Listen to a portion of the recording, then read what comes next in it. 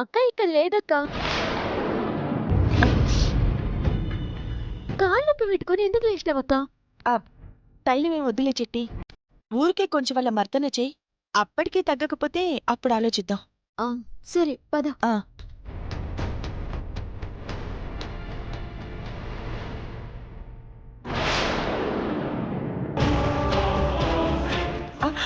అక్క,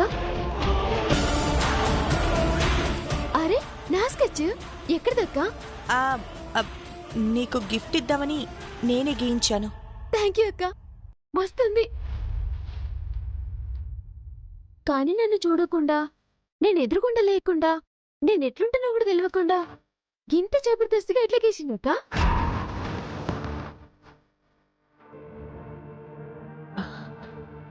ఎలా గీస్తేనే నీకైతే నచ్చింది కదా.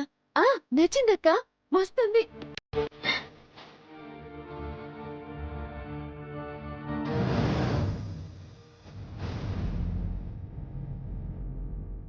ఇంత కాదు అని ఆవిడ చెప్పినా కూడా సీతా టీచర్ కొడుకు ఎవరో, ఆ బాబు ఎక్కడుంటాడో దాక్షాయిని మేడంకి గ్యారంటీగా తెలుసన్న అనుమానం. ఆమెను చూస్తుంటే నాకు కూడా అలాగే అనిపిస్తుందిరా. కానీ ఎలా కనిపెట్టగలం అదే ఆలోచిస్తున్నానురా. నేను ఆ ఆర్టిస్ట్ని స్కెచ్ ఎవరు పాడు చేశారని అడిగితే ఆ పిల్లాడి పేరు బాతో మొదలవుతుంది, 2 అక్షరాలు అన్నారు. పక్కన తల్లి లావుగా హైట్గా ఉంటుంది అన్నారు. కాబట్టి దాక్షాయిని మేడమే చేసింది అని నాకు అనిపిస్తుంది. ఆమెనే మళ్ళీ అడగాలరా. నిన్న కాళ్ళు పట్టుకుని అడిగినా చెప్పలేదురా. మళ్ళీ అడిగితే చెప్తుందంటావా? సీత టీచర్ కోసం అవసరమైతే మళ్ళీ మేడం కాళ్ళు పట్టుకుంటానురా.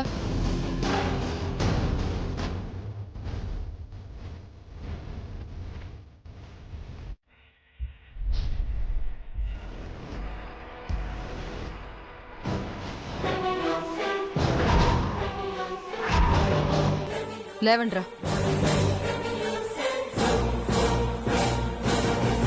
ఏంట్రా ఇద్దరు మీటింగ్ పెట్టి ఏం మాట్లాడుకుంటున్నారు? మీ గురించేనండి.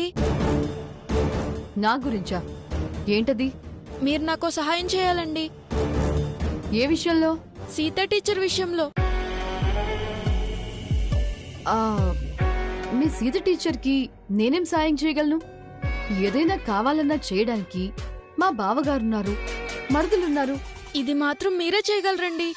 నేనే ఎందుకు చేయాలి? సీత టీచర్ కొడుకెవరో మీరే తెలుసుకోగలరని నా నమ్మకం. మీరే వెతికి పెట్టాలి. ప్రతిసారి వీడు అనుమానం వచ్చి అడుగుతున్నాడా, లేదా డైరీ చదివి కన్ఫర్మ్ చేసుకుని బయటపడకుండా యాక్ట్ చేస్తున్నాడా?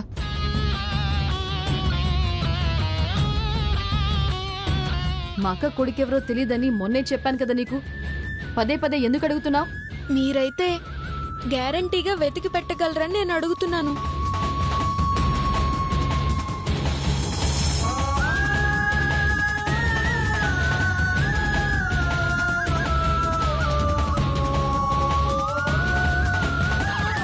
చిన్నపిల్లాడినండి. మళ్ళీ మీ కాళ్ళు పట్టుకుని రిక్వెస్ట్ చేస్తున్నాను. ఎలాగైనా మా సీతా టీచర్ కొడుకు ఎక్కడున్నాడో కనిపెట్టండి. సరే, నాకు మాటిస్తావా? మీరు సీతా టీచర్ కొడుకుని తీసుకొస్తాను అంటే మాటిస్తానండి. మీరేం చెప్పినా చేస్తాను. సరే, పైకిలే. నేను చెప్పింది చేస్తావుగా? చేస్తానండి. అయితే ఒట్టై.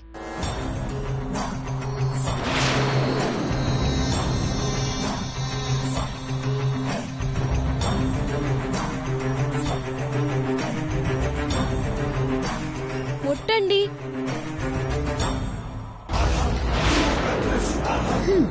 మీ సీత టీచర్ కొడుకు ఎక్కడున్నాడో త్వరలోనే కనిపెట్టి చెప్తాను. వీడు వేసిన ఒట్టుని అడ్డు పెట్టుకుని ఒక ఆట ఆడుకుంటాను. అమ్మ సెంటిమెంట్తో దాక్షాయిని మేడంతోనే సీతా టీచర్ కొడుకు ఎక్కడున్నాడో తెలుసుకుంటాను.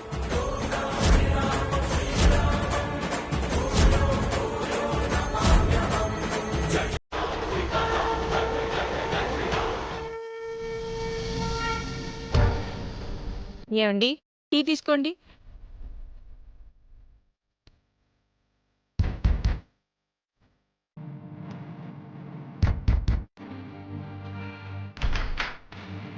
నమస్కారం సీత గారు. నమస్తే అండి. రండి రండి, లోపలికి రండి. కూర్చోండి. నమస్కారం పూజారి గారు. నమస్కారం అమ్మా.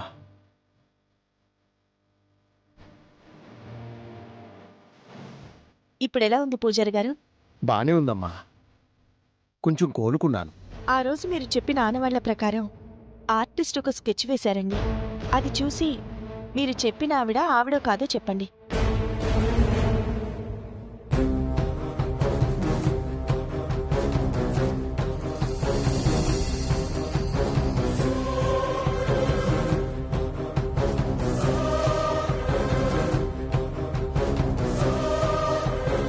ఈ అమ్మాయికి రాముని గుళ్ళో వదిలిపెట్టిన అమ్మాయికి అస్సలు పోలికే లేదు సీతగారు.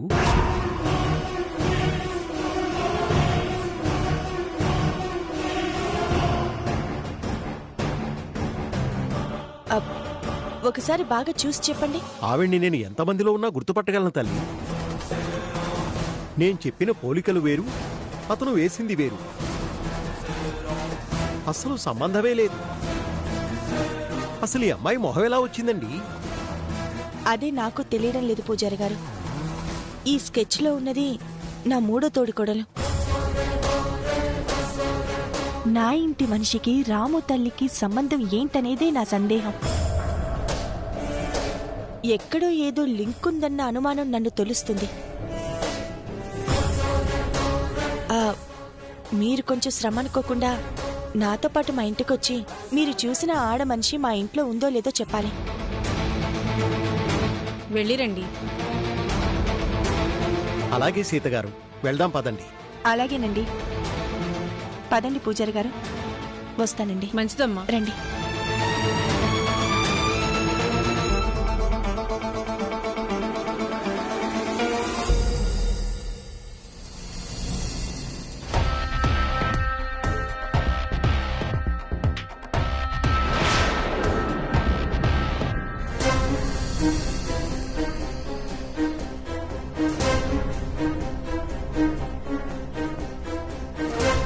బబ్లు వస్తువులు కనిపించకపోతే గాని వాడు దారిలోకి వచ్చేలా లేడు.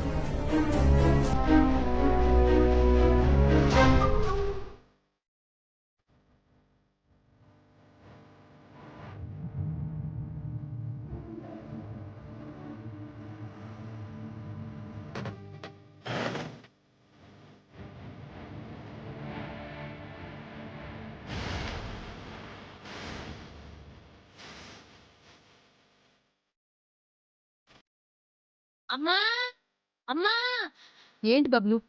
ఇక్కడ నా వాచ్ పెట్టానమ్మా, కనిపించట్లేదు. నాకు నా వాచ్ కావాలి. వాచ్ కావాలి. రే, జాగ్రత్తగా పెట్టుకోలేవా? ఎక్కడ పడితే అక్కడ పడేసి ఏడుస్తావేంటి? నాకు నా వాచ్ కావాలి మమ్మీ, ప్లీజ్ మమ్మీ. ఉండు, వెతుకుతాను.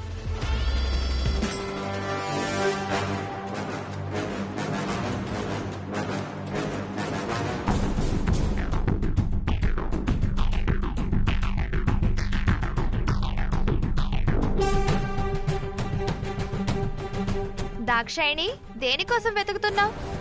బబ్లు వాచ్ ఇక్కడే పెట్టాడంట, కనిపించట్లేదని గోల్ చేస్తున్నాడు.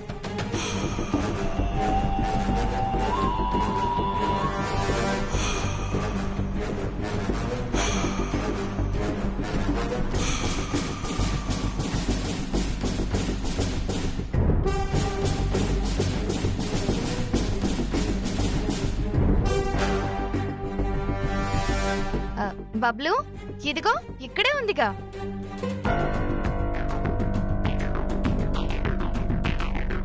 బబ్లు, మన వస్తువు పోతే మనకెంత బాధగా ఉంటుందో అవతలి వాళ్ళ వస్తువు పోతే వాళ్ళకి అంతే బాధగా ఉంటుందని తెలుసుకో. నువ్వేమీ సెటైర్లు వేయాల్సిన అవసరం లేదు సరస్వతి.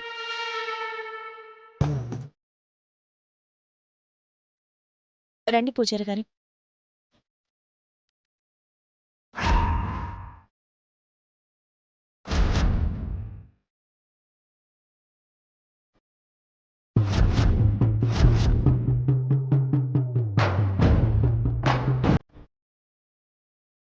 వామ్మో, సీతక్కేంటి పూజారిని వెంట పెట్టుకుని వస్తోంది?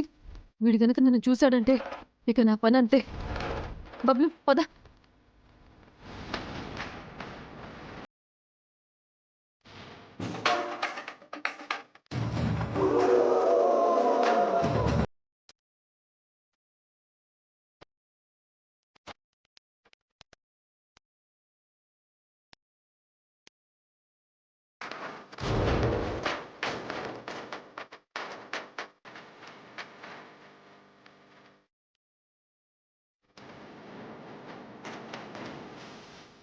కూర్చోండి. పర్వాలేదమ్మా.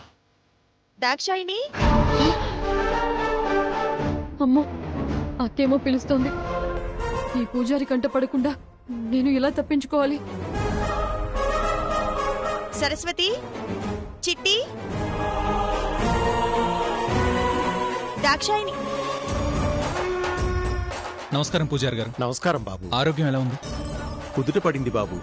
కానీ మీకు ఈ విషయం ఎలా తెలుసు? మీరు గుళ్ళో మెట్ల మీద నుంచి పడినప్పుడు తనే మిమ్మల్ని హాస్పిటల్కి తీసుకెళ్ళింది. నా పెద్ద మరిది శంకర్. చాలా సంతోషం బాబు. సీతగారు, మీరు చూపించిన స్కెచ్లో ఉన్న అమ్మాయి ఈ అమ్మాయే కదూ? అవునండి. నేను గుళ్ళో చూసింది ఈ అమ్మాయి కాదు. ఆ, పూజారి గారు, తను నా రెండో తోడికోడలు. పేరు సరస్వతి. సీతగారు, ఈ అమ్మాయి కూడా కాదండి.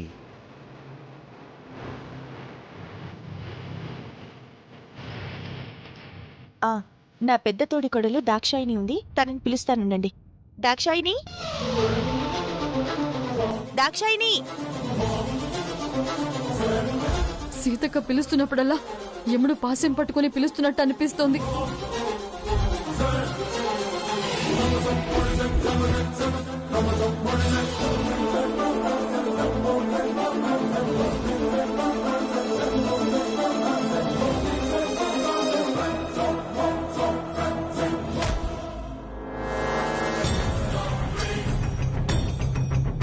వదినా, పూజారి గారు గుళ్ళో చూసింది వీళ్ళు కాకపోవడం ఏంటి?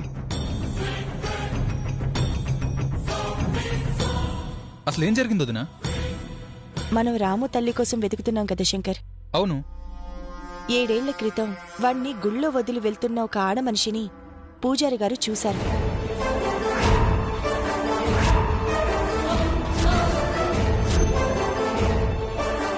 వాళ్ళెవరైనా మన ఇంట్లో ఉన్నారేమోనని గుర్తుపట్టడానికి పూజారి గారు ఇక్కడికొచ్చారు. పూజారి గారికి దాక్షాయిణి కనిపించేదాకా అక్క వదలదు. గుళ్ళో రాముని పడుకోబెట్టింది దాక్షాయిణి కాబట్టి పూజారి గారు గుర్తుపట్టడం ఖాయం. అందులో నాకు భాగం ఉంది కాబట్టి ఈ రోజు నా పని అయిపోవడం కూడా కన్ఫర్మ్. రాముకి మన ఇంట్లో ఆడవాళ్లు వాణ్ణి గుళ్ళో వదలడానికి లింక్ ఏంటి వదినా? దాక్షాయిని వచ్చిన తర్వాత పూజారి గారు ఒకసారి చూసి కన్ఫర్మ్ చేసిన తర్వాత అప్పుడు చెప్తాను శంకర్.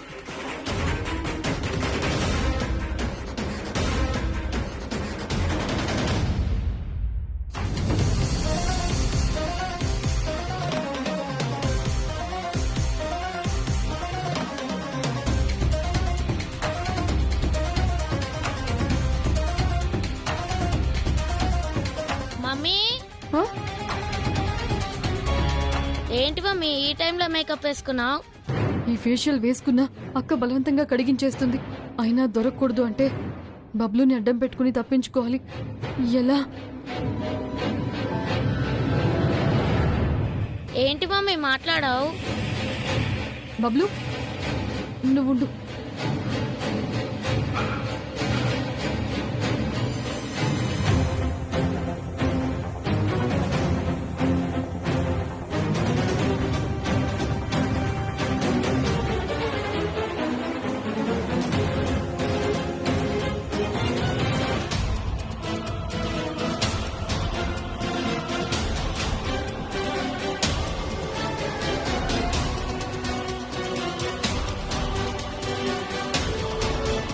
బబ్లు, ఇదిగో ఇది పట్టుకొని నువ్వు ఇక్కడే కూర్చో.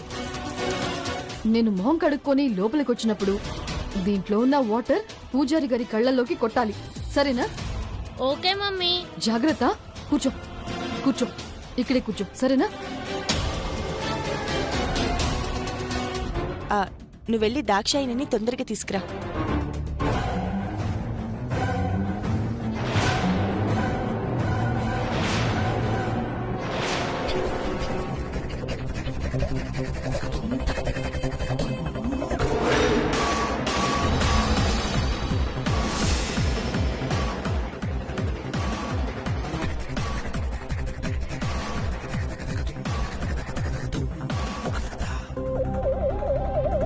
మనిషి ఆకారం చూస్తేనేమో అలాగే ఉంది, మొహమేమో తెలియడం లేదు. ఎలా? పూజారి గారు, తనే నా పెద్ద తోడికోడలు. నమస్తే అమ్మా. మొహం తెలియడం లేదు కదా సీతగారు, అందుకే గుర్తుపట్టలేకపోతున్నాను.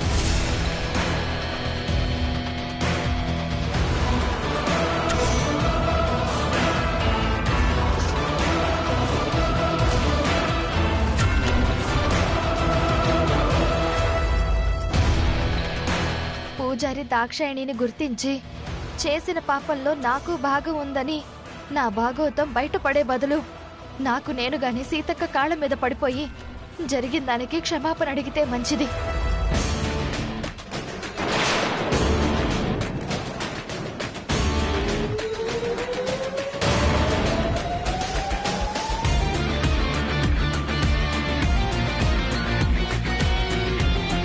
ఇప్పుడు చెప్పక్క, మన ఇంట్లో ఆడోళ్ళకి రామ్కి ఏంటి సంబంధం?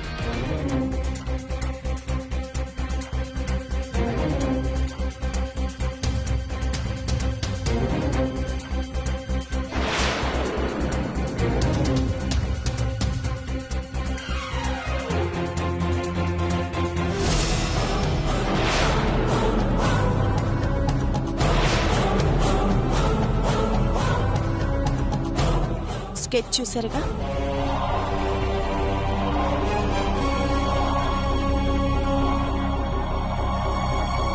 ఈ పూజారి గారు ఆర్టిస్ట్కి గుళ్ళో చూసిన మనిషి పోలికలు చెప్తే దాని ద్వారా స్కెచ్ గీస్తే చిట్టి బొమ్మ వచ్చింది.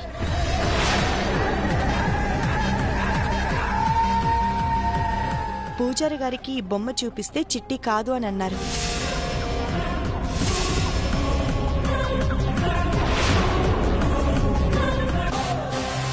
అనవసరంగా ఈ చిట్టి ఫోటో ఇచ్చాను. ఇప్పుడు నేనే ఇరుకాటంలో పడ్డాను. ఛే! వదినా, రాముని గుళ్ళో వదిలేసింది చిట్టి కానప్పుడు ఆ స్కెచ్ వేసిన ఆర్టిస్ట్కి చిట్టి మొహం ఎలా తెలుసు?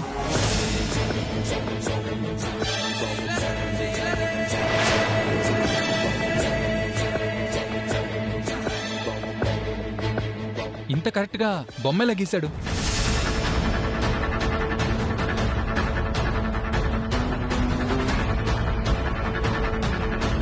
నేను అదే మాట తనని అడిగాను.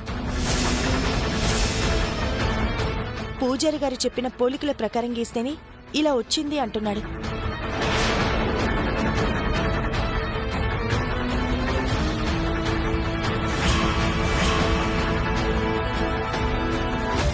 కనీసం నా మొహం ఎట్లుందో కూడా తెలియకుండా అట్లెట్లా గీస్తాడు? ఇదేదో తేడాగా ఉందే.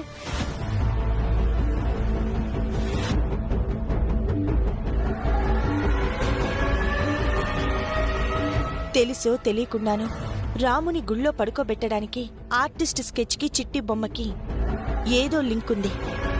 ఎక్కడో ఏదో జరిగింది.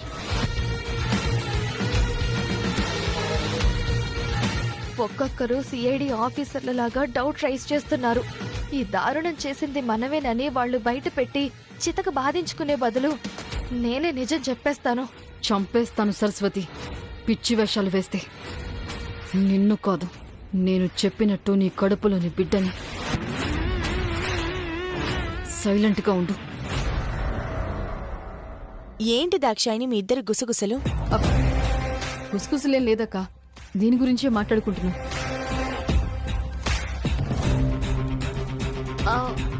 పూజారి గారు నేను సరస్వతక్క కాదని చెప్పిండ్రు. ఇంకా మిగిలింది దాక్షాయణక్కనే.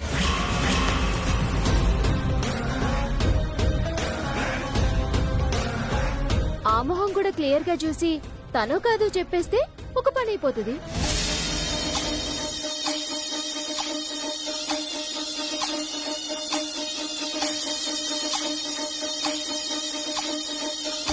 బాగా చెప్పావు చిట్టి. దాక్షాయిని నువ్వెళ్ళి మొహం కడుక్కొనిరా. ఈ చిట్టిని రోట్లో వేసి పచ్చడి కింద దంచాలి. దీని బొందబెట్ట నా ఊసెందుకు?